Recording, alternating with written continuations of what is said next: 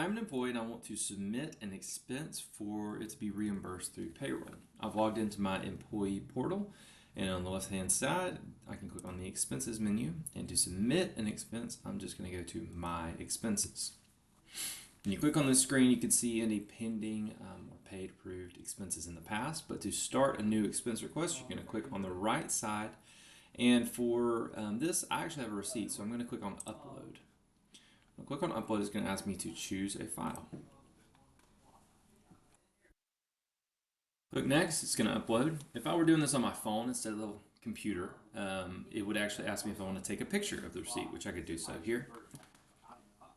iSolved has looked at the receipt, saved it in the background, and also kind of taken some details off of that receipt. Specifically the amount, it's going to take the full amount, the name of the store, and then the date. So you can change this expense name if you would like. From there, we're going to click on the business purpose, kind of the type.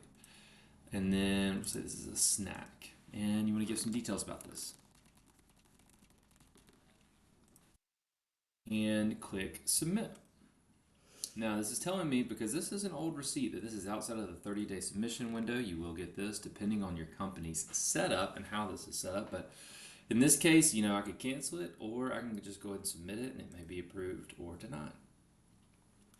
Okay, so now I can see the pending expense reimbursement here. Now that was for a receipt, but let's say I wanted to do a mileage reimbursement where I have driven. So to do that, I'm going to click on the details for an expense reimbursement, and let's name our expense and pick the day. And of course, this is going to be mileage.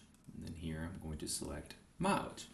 When I select mileage as the type, I have now the option to input a start and an end as far as the address where I started and ended my trips. Let's do this.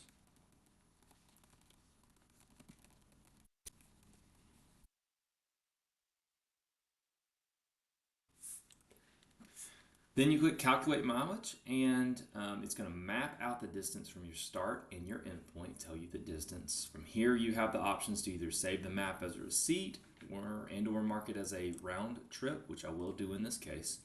So let's click apply. When I do that, it's going to take the mileage, multiply it by the rate that is in the system for your company, or the standard IRS rate, to give you the amount that will be reimbursed. And then lastly, you give some details on the expense. And then click submit. And that is how you submit an expense reimbursement.